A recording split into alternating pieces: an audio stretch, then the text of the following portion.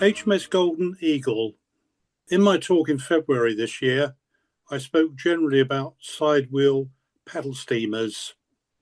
I shall now give some more detail particular to this ship as she was in World War II.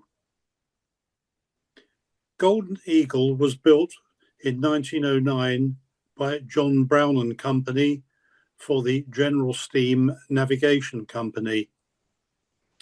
She then plied her trade as an excursion passenger ship along the Thames.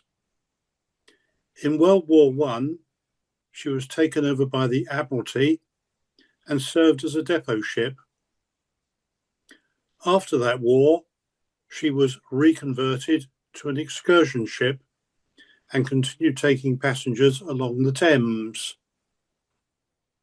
Come World War II, she was taken over yet again by the Admiralty and this time converted to an anti-aircraft auxiliary.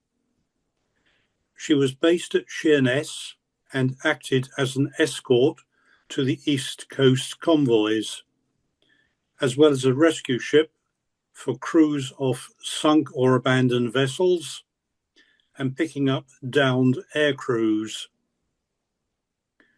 Along with other sundry duties, for example, when a light vessel broke down, Golden Eagle took her place overnight.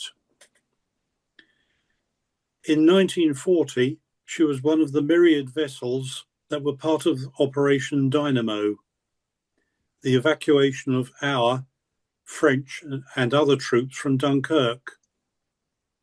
In total, Golden Eagle brought some 3,200 back home.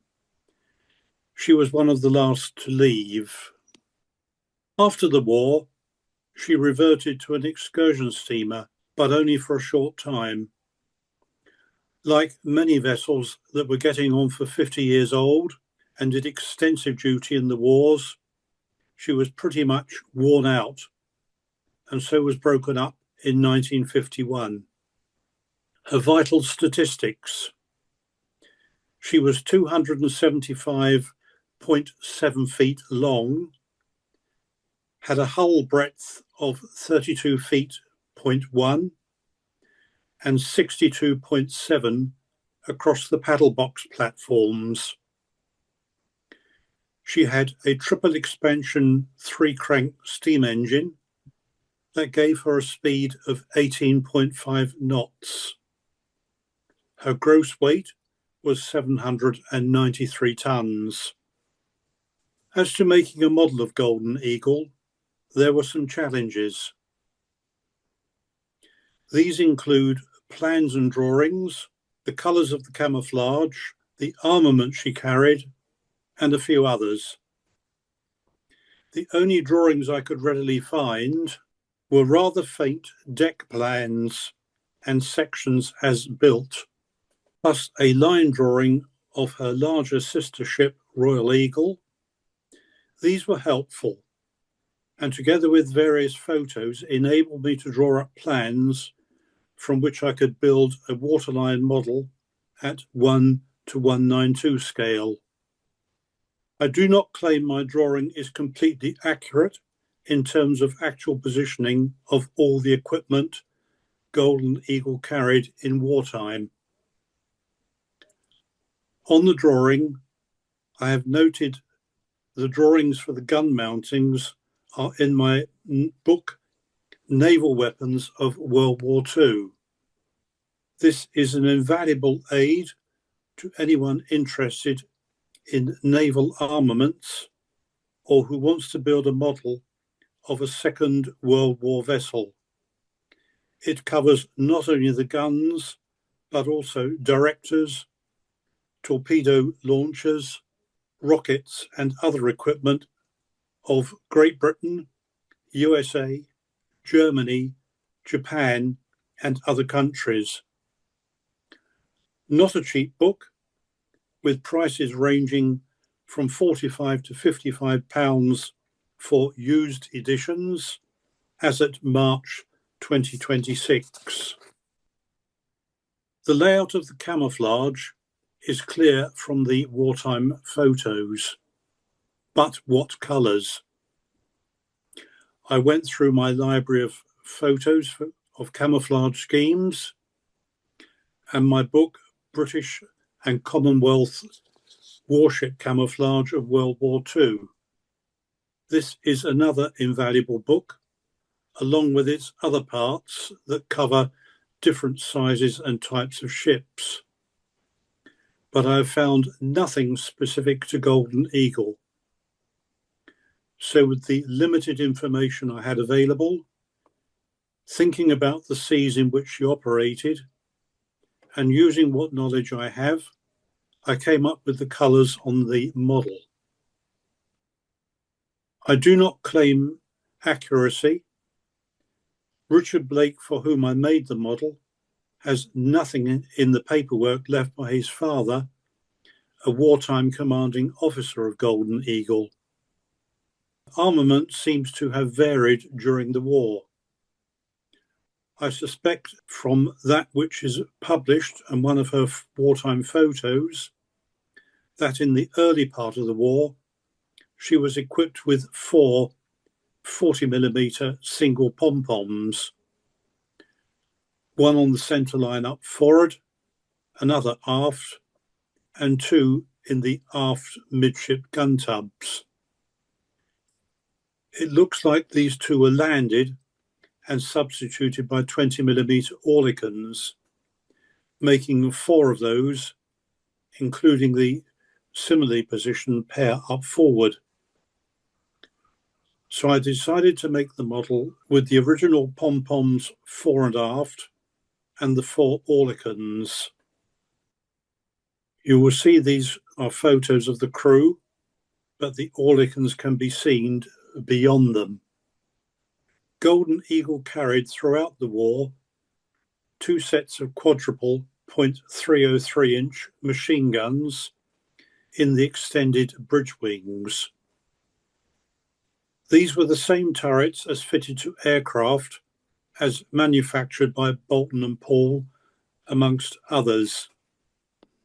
She also carried a twin machine gun in the aft part of the bridge. Overall, she was reasonably well armed for her anti-aircraft function. This was assisted by the radar she carried at the masthead. This was a Type 291, a marine version developed from Army radar. Radar was also carried in the re-equipped anti-aircraft cruisers of the C-class. These gave very good service, particularly in the Mediterranean. The radar had a goodly range and reasonable accuracy. Making the hull followed my usual custom of a base, centerline and sections of plasticard infilled with balsa. Carving and sanding to shape was then necessary, leaving the hull ready for first adding the decks and then the plating. But I also had to consider how to satisfactorily affix the paddle platforms. My method was to mark out the sections where these platforms passed their positions. I measured the same dimensions up from the waterline and across from the centre line. This ensured consistency. The balsa infill was raised to the bottom of these cutouts. Then behind the cutouts, plasticard was glued in of the same thickness as the platforms. The platforms, roughly shaped at this stage, were slotted in, and the balsa infill continued above the platforms, taking care not to get any glue on the platforms, as I needed to be able to remove them for their final shaping. This was done, and the platforms glued in place. Next, the paddle boxes needed to be constructed. The inner vertical shapes were easy enough, but the outer ones caused some head scratching with their fairly complex detailing. I hope I've done them justice. So I had a completed hull to which the above deck structures and equipment were made and added. Here I have for certain of the items of equipment have had to use my best guess, as there are no overhead photos of which I'm aware of Golden Eagle in World War II. The photos provided by Richard Blake have been very helpful. Here's an example.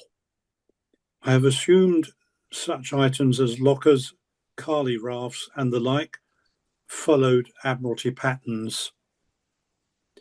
The pennant number 4236 shows faintly in the wartime photo. At first I thought there would be a letter in front the number, but on checking the Admiralty records, was able to confirm the pennant number is just a number. You don't realise until you trawl through the lists just how many vessels were controlled by the Admiralty. There are hundreds. So, this brings me to the end. Thank you.